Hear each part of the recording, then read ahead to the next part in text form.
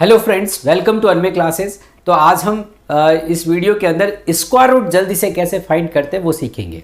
यानी कोई भी परफेक्ट स्क्वायर नंबर होगा उसका स्क्वायर रूट हम विद इन 2-3 सेकेंड में कैसे फाइंड करेंगे वो इस वीडियो के अंदर सीखेंगे। ठीक है, ये फास्ट कॉम्पिटिटिव एग्जाम में फास्ट कैलकुलेशन के लिए बहुत हेल्प करता है। ठीक है, तो स्क्वायर रूट जल्दी से कैसे निकालते हैं समझते हैं। देखो, तो आपको किन बातों का पहले ध्यान रखना है। तो देखो, शुरुआत में मैं आपको 1-2 एग्जांपल जब समझाऊंगा तो बड़े ध्यान से समझना है। ठीक है, उसके बाद आप फटाफट कर सकते हो। तो देखो, पहले समझना क्या होगा, मैंने क्या बोला, कोई भी परफेक्ट स्क्वायर नंबर होगा तो उसका हम स्क्वायर रूट जल्दी से कैसे फाइंड करते हैं वो इस वीडियो में जानेंगे। ठीक है, तो देखो, सबसे पहले आपको क्या करना है कि 1 से 25 तक अगर आपको स्क्वायर याद है, 1 से 25 तक स्क्वायर याद है, जैसे 1 से लेके 25 तक ये स्क्वायर लिखे हुए हैं।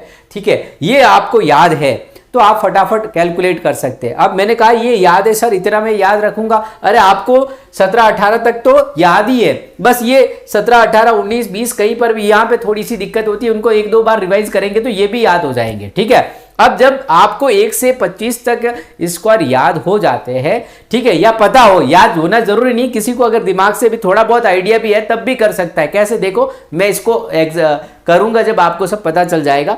तो पहले तो मैंने कहा 1 से 25 तक आपको स्क्वायर याद रखने। ठीक है, दूसरा बात देखो, दूसरा हमें यहां पे ये ध्यान रखना है कि कोई भी नंबर परफेक्ट स्क्वायर में तब होगा जब उसकी यूनिट डिजिट या तो 0 होगी या 1 होगी या 4 होगी या 9 होगी या 6 होगी या 5 होगी। यानी किसी भी नंबर के एंड में ध्यान देना 2 आ जाए, ठीक है, 2 आ जाए और आपका 3 आ जाए, 7 आ जाए और आपका 8 आ जाए, तो वो नंबर परफेक्ट स्क्वायर नहीं हो सकता, उसको परफेक्ट स्क्वायर के फॉर्म में नहीं लिख सकते। ये परफेक्ट स्क्वायर नंबर की क्या होती है, प्रॉपर्टी होती है। ठीक है, परफेक्ट स्क्वायर का मतलब उसका पूरी तरह से रूट निकल जाता है। ठीक है, यानी डेसिमल में नहीं आता। ओके, तो ऐसे नंबर का हम स्क्वायर रूट निकालना यहाँ पे सीखते हैं। तो मैंने यहाँ पे क्या लिखा कि unit digit of square, square मतलब कोई भी नंबर जो परफेक्ट स्क्वायर में होगा उसका यूनिट डिजिट यहां लिखा हुआ है। ठीक है, अब मैंने कहा कि स्क्वायर का अगर मुझे स्क्वायर रूट निकालना है, ठीक है, स्क्वायर नंबर कोई भी होगा उसका स्क्वायर रूट निकालना है,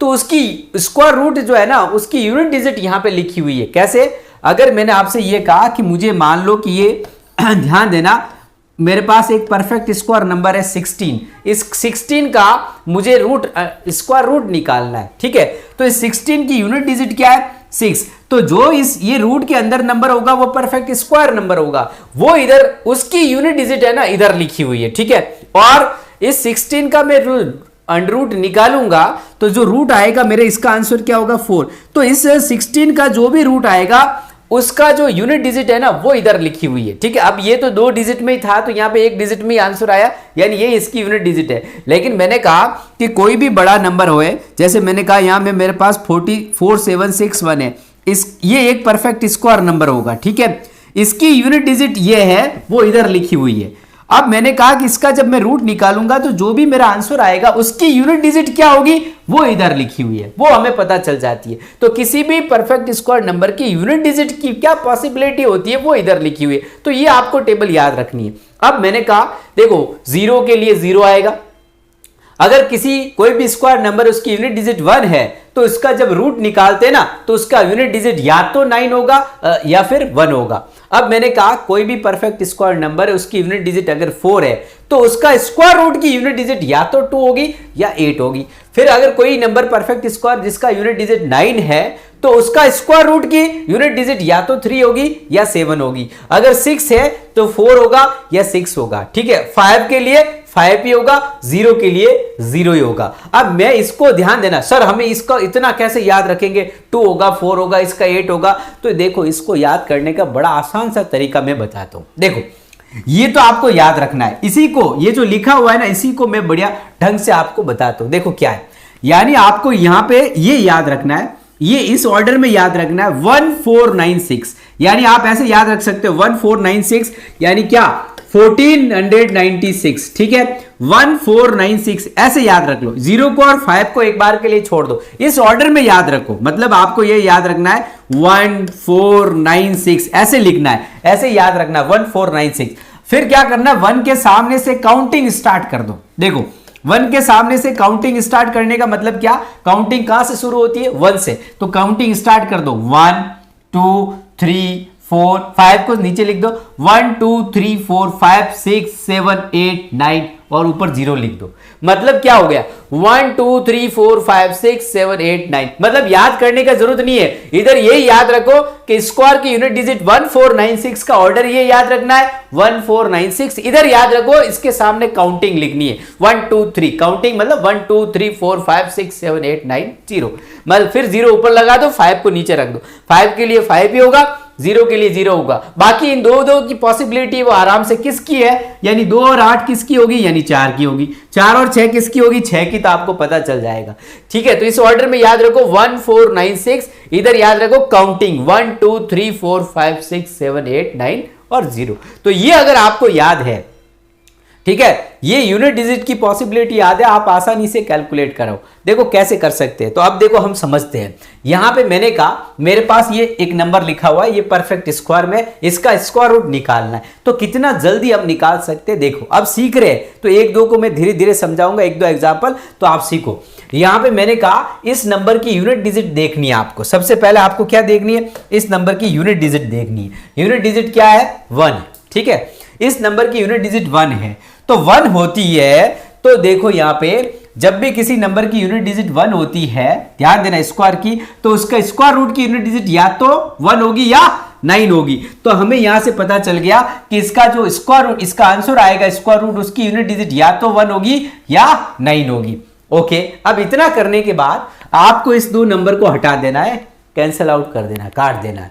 फिर ये जो नंबर है ना 47, इसको देखना है ये किसके स्क्वायर के बीच में है। देखो यहां पे ये 47 कहां पे आ रहा है, तो 47 36 और 49 के बीच में आ रहा है, यानी 6 और 7 के स्क्वायर के बीच में। आपको देखना है ये जो रिमेनिंग नंबर है वो किसके स्क्वायर के बीच में लाई करता है। तो मैं कह रहा हूं 6 और 7 के बीच में लाई करता है। तो 6 और 7 में से छोटा नंबर कौन सा है, तो हम कहेंगे 6 है। तो 6 को उठाना, हमेशा ऑलवेज पिक स्मॉलर नंबर, हमेशा छोटे नंबर को उठाना है। तो छोटे को उठा के यहां रख दो, इसके आगे यहां पर रख दिया। अब आपको यह पता चल गया कि आपका आंसर या तो 61 होगा या 69 होगा, या तो 61 होगा या 69 होगा। अब दोनों में से कौन सा होगा, देखो यहां पे चेक करते हैं। इसको समझने के लिए ये जो आपने छोटा नंबर लिया है ना, दोनों की तरफ 6 लिखा है ना, उस 6 को जस्ट आगे वाला नंबर क्या होता है, 6 के आगे 7, उसको मल्टीप्लाई कर दो।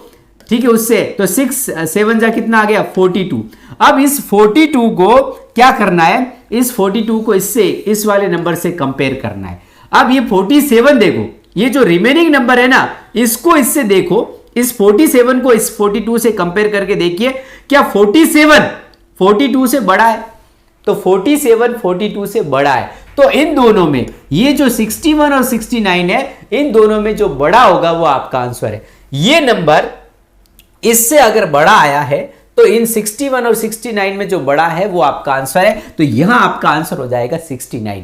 फिर से समझिए, देखो अगर यहां पे मैंने कहा 5 है इसकी यूनिट डिजिट, तो 5 के लिए क्या पॉसिबिलिटी थी, तो 5 आता है स्क्वायर में, तो उसका यूनिट डिजिट, स्क्वायर रूट की यूनिट डिजिट भी 5 ही होती है, तो फिर 5 ही आएगा इसका। तो इसके लिए तो एक में ही आंसर आया, क्योंकि एक ही पॉसिबिलिटी है और 2 डिजिट को हटा देनी है। अब इसको चेक करना है 506 किसके स्क्वायर के बीच में है, तो 506 कहां पे लाई करेगा, 506 देखो आपका यहां पे लाई कर रहा है 484 और 529, यानी 22 और 23 के स्क्वायर के बीच में। तो छोटा नंबर कौन सा, हमेशा छोटा लेना है, 23 और 23 के स्क्वायर के बीच में छोटा नंबर 22 लेंगे।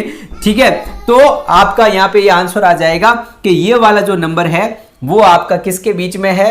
तो देखो यहाँ पे 506 आपके किसके बीच में है, तो हम कहेंगे 506 है हमारे 22 और 23 के बीच में। तो छोटा नंबर लेना है, ये आपका आंसर हो जाएगा, ये आपका आंसर है। अब देखो इसमें यहां पे चेक करते हैं, यहां पे मैंने कहा कि ये लास्ट डिजिट है 4 के लिए क्या पॉसिबिलिटी थी, तो 4 के लिए आपको देखो 4 होता है तो क्या होता, 2 और 8 होता, यानी 2 और 8 होगा। तो यहां पे आप लिख देंगे 2 और 8।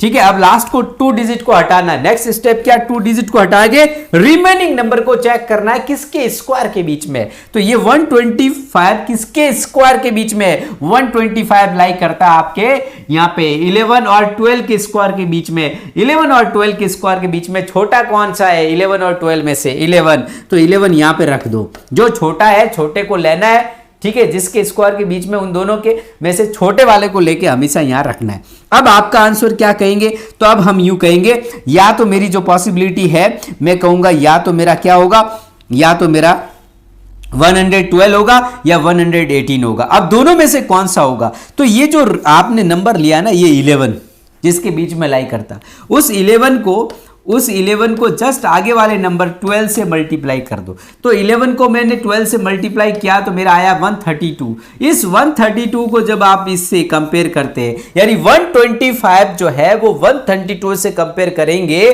तो 125 132 से छोटा है। 132 से ये छोटा है तो आपका आंसर होगा छोटा वाला, यानी कि 112 आपका आंसर आ जाएगा। ठीक है, ठीक है, समझ में आया। इसी तरह से अगर आप यहाँ पे और एग्जांपल ये लिखे हुए, जैसे मैंने कहा, इसको अगर आपको चेक करना है तो इसको आपको चेक करना है, इसका स्क्वायर रूट अगर आपको निकालना है तो देखो कैसे निकालेंगे। तो हम यहाँ पे यूं कहेंगे, इसका स्क्वायर रूट अगर मुझे निकालना है 12,769, इसका स्क्वायर रूट निकालना है तो इसकी यूनिट डिजिट क्या है, 9 है। तो जिसकी यूनिट डिजिट 9 होती है तो उसके लिए क्या पॉसिबिलिटी होती है, 3 और 7 होता है। तो आप यहां पे उसका 3 और 7 कर दो, 3 और 7। अब ये दो डिजिट कैंसिल आउट कर दो। 127, इसको चेक करो, 127 किसके स्क्वायर के बीच में, 127 किसके स्क्वायर के बीच में, 127 11 और 12 के बीच में। हमेशा छोटा नंबर लेना है, यानी यहां पे 11 रख दो, यहां पर भी 11 रख दो। अब ये जो 11 लिया ने, इसका जस्ट आगे वाला नंबर क्या था, 12 था। तो 11 का जस्ट आगे वाला नंबर 12 से मल्टीप्लाई करेंगे, हमारे पास 132 आएगा। 132 को जब आप इससे कंपेयर कर रहे हैं, यानी ये वाला नंबर इससे छोटा है।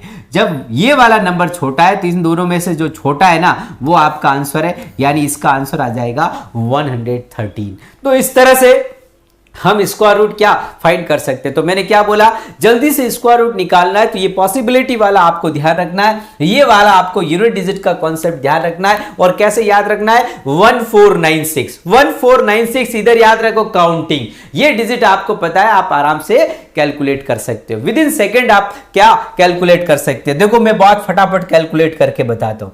मुझे यहां पे ये पता है, जैसे मैंने कहा कि ये मैंने लिख दिया, ठीक है, ये 1,236, ठीक है, इस तरह से 11,236 लिखा। इसका मुझे स्क्वायर रूट फाइंड करना है। तो देखो मैं क्या करूंगा, यहां पे 6 के लिए क्या पॉसिबिलिटी है, तो 6 के लिए होती है 4 और 6 होती है, ठीक है, 6 के लिए। अब ये दो डिजिट हटाया, ये किसके बीच में, 112 किसके, 10 और 11 के बीच में। तो छोटा नंबर लेना है, ये आपने ले लिया, ठीक है, छोटा नंबर। और 10 से जस्ट आगे वाला नंबर कौन सा होता है, 10 से जस्ट आगे वाला नंबर 11। इसको इससे मल्टीप्लाई करेंगे 110, 110 से ये बड़ा है, ये देखो ये बड़ा है, तो इन दोनों में से जो बड़ा है वो आपका आंसर 106 आ जाएगा। इसमें भी और ट्रिक है, ध्यान रखना, ये आपने निकाला है ना, इसका लास्ट डिजिट अगर ये 100, ध्यान देना 100 वाला कॉन्सेप्ट आएगा तो मैं और बताऊंगा। ये किसी न किसी, ध्यान देना, ये लास्ट की दो डिजिट परफेक्ट स्क्वायर के हमेशा किसी न किसी के स्क्वायर को रिप्रेजेंट करती है।